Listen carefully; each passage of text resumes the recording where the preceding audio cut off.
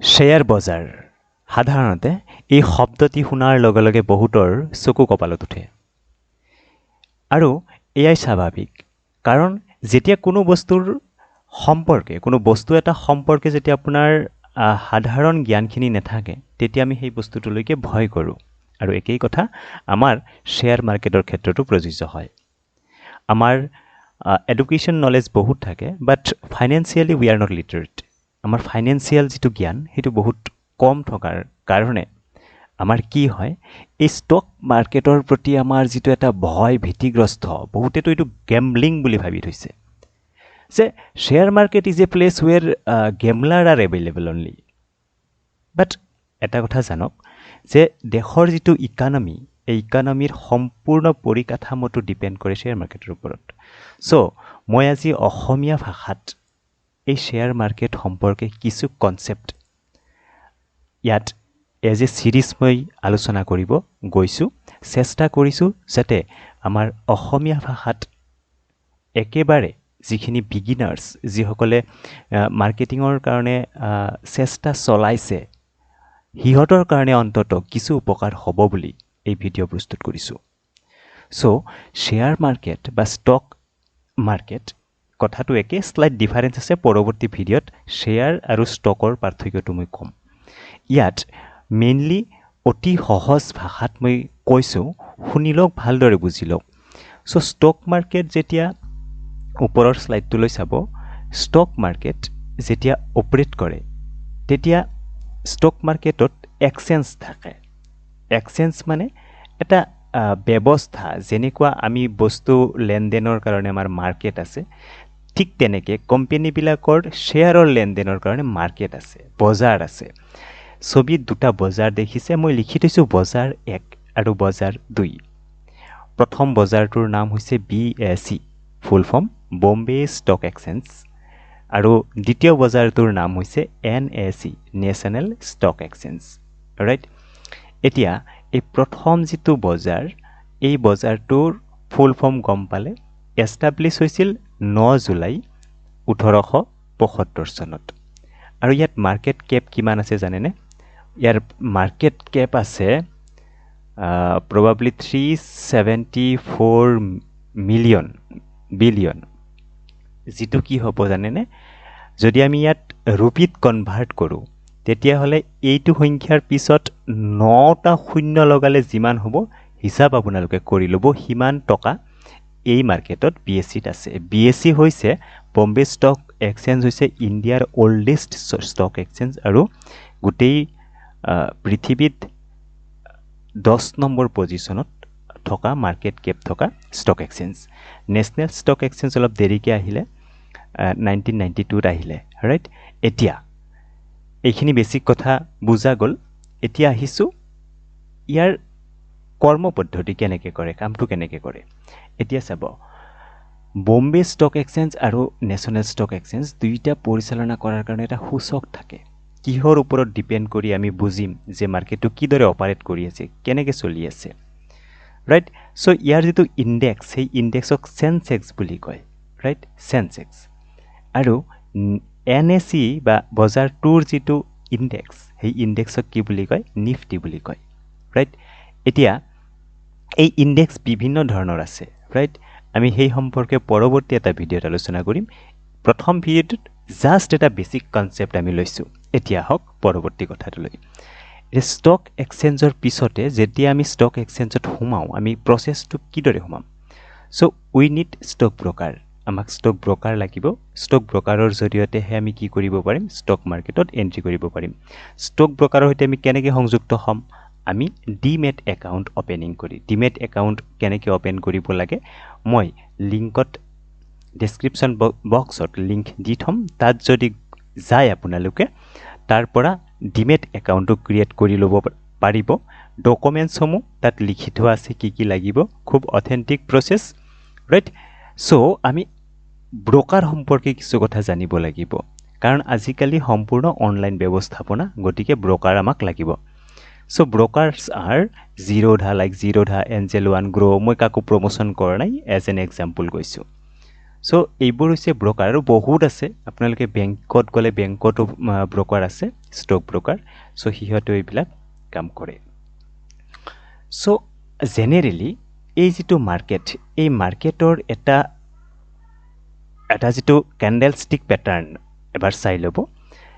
এয়া দেখিবলৈ পাইছে, এয়া হৈছে ট্ৰেডিং ভিউৰ এটা চাৰ্ট, নিফটি 50ৰ চাৰ্ট। নিফটি 50টো হৈছে, এইটো দেখিছে নিফটি 50 ইণ্ডেক্স। নিফটি 50 হৈছে যে নেশ্যনেল ষ্টক এক্সচেঞ্জৰ টপ 50 কোম্পেনী, মানে হায়েষ্ট কেপিটেলাইজেশ্যন থকা কোম্পেনীসমূহৰ যিটো ইউনিট, 50টা কোম্পেনী, তাৰ এটা গ্ৰুপ হয়।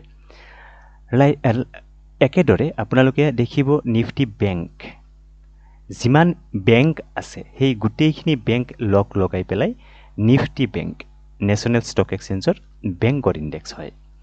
একেদৰে ফাইনেন্স ছেগমেণ্টৰ কাৰণে যিখিনি ফাইনেন্স ছেগমেণ্টৰ কোম্পেনী আছে সিহঁতক লগাই ফিন নিফটি বুলি এটা ইণ্ডেক্স ক্ৰিয়েট কৰা হয়। একেদৰে Nifty 100, Nifty 250, Nifty next 50, Nifty large cap, Nifty mid cap, Nifty small cap, এনেকুৱা বিভিন্ন কেটেগৰাইজ আছে। চ' এই চাৰ্টটোলৈ এবাৰ লক্ষ্য কৰিব, যিখিনি একেবাৰে বিগিনাৰ্ছ সিহঁতৰ কাৰণে কৈছোঁ। এই চাৰ্টটোত দুটা কালাৰ দেখিছে, এটা হৈছে ৰেড কালাৰ এণ্ড এটা হৈছে গ্ৰীণ কালাৰ বুলি ভাবি লওক। চ' গ্ৰীণ কালাৰটো কি দৰ্শায়? গ্ৰীণ কালাৰটোৱে দৰ্শায় যে সিদিনাখন বজাৰটো কি আছিল? আপ মুভ আছিল, পজিটিভ মোমেণ্টামত আছিল। আৰু যদি ৰঙা কেণ্ডেল দেখে তেতিয়া বুজিব যে মাৰ্কেট সিদিনাখন ডাউন ট্ৰেণ্ডত আছিল বা নিগেটিভ চেণ্টিমেণ্টত আছিল। চ' এট দ্য লং টাৰ্ম আপোনালোকে ভালদৰে লক্ষ্য কৰক চাৰ্টটো। 2000 কিমান চন? 1990ৰ পৰা আজি এয়া 2024 চনলৈকে মই যেতিয়া চাৰ্ট এটা টানি দিওঁ, অকণমান ভালদৰে লক্ষ্য কৰি থাকিব। ইয়াত যদি ড্ৰ কৰোঁ, এইদৰে আহিব, এইখিনিত আহিব, একেদৰে দেখা পাব। চব ব্ৰকাৰৰ লগত একেধৰণৰে টাৰ্মিনেল থাকে, গতিকে আপোনালোকে এনে ছেম টাৰ্মিনেলে পাব। হৰাইজণ্টেল লাইনত আহক আৰু ইয়াত এটা লাইন বহাই দিয়ক, এইদৰে লাইন এটা পুট কৰি দিব। নেক্সট হৰাইজণ্টেল লাইন, এইখিনিত অকণমান বজাৰ ৰখি গৈছিল, এইখিনিত এটা টানি দিলোঁ, ৰাইট। চ' ইয়াত লক্ষ্য কৰক যে পৰ্যায়ক্ৰমে বজাৰৰ মোমেণ্টাম কি? ই উঠিছেনে ওপৰলৈ? পৰ্যায়ক্ৰমে ওপৰলৈ উঠিছেনে? তো এই কথাটো এইটোৱে যে মাৰ্কেটত আপুনি এদিনৰ কাৰণে যদি আহে আপুনি প্ৰফিটটো দেখা নাপায়, বাট ইন দ্য লং টাৰ্ম আপুনি চাওক কেনেকুৱা মোমেণ্টামত বজাৰ উঠিছে। চ' ভয় শংকাৰ কাৰণ তেতিয়াই থাকে যেতিয়া আমাৰ জেনেৰেল কনচেপ্টটো নাথাকে। এতিয়া এয়া হৈছে ইণ্ডেক্স নিফটি 50ৰ 1 মান্থৰ এইটো কেণ্ডেল, ৰাইট। কেণ্ডেল মিন কেণ্ডেল ষ্টিক পেটাৰ্ণ বুলি কয়, এইটো কেণ্ডেলৰ নিচিনা দেখি কাৰণে কেণ্ডেল ষ্টিক পেটাৰ্ণ বুলি কোৱা হয় জেনেৰেলি। চ' আপোনালোকে লক্ষ্য কৰক, ইয়াত এটা সময়ত নিফটি 50ৰ ভেলু আছিল 260 ৰুপিজ অনলি, আৰু আজি নিফটি 50ৰ ভেলু হৈছে 22,147, ৰাইট। ইমান ওপৰলৈ মাৰ্কেট আপ ট্ৰেণ্ডত আফটাৰ অল আহিছে। চ' মাজে সময়ে ক্ৰেছ আহিছে, লাইক এইখিনি ক'ভিডৰ সময়ৰ crash, right. So' this is general phenomena, economic condition, social condition, political condition, এইবিলাক চিনাৰীৰ ওপৰত ডিপেণ্ড কৰি মাৰ্কেট আপ ডাউন হয়। But after all during for a long term, এটা দীঘলীয়া সময়ৰ অন্তত কি কৰে? বজাৰ ওপৰতেও থাকে, right.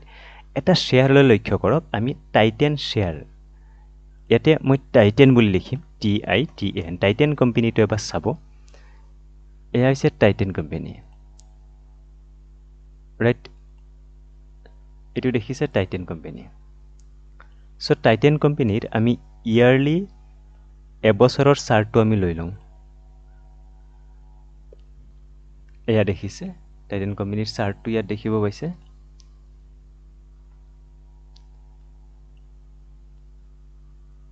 This is the Titan company chart. So' এইখিনিতে 2003 চনত টাইটেনৰ কোম্পেনীৰ এটা শ্বেয়াৰৰ ভেলু কি আছিল? অলমষ্ট 140, 150 তেনেকুৱা। আজি টাইটেন কোম্পেনীৰ ভেলু কিমান হৈছেগৈ? 2400 টকা। গতিকে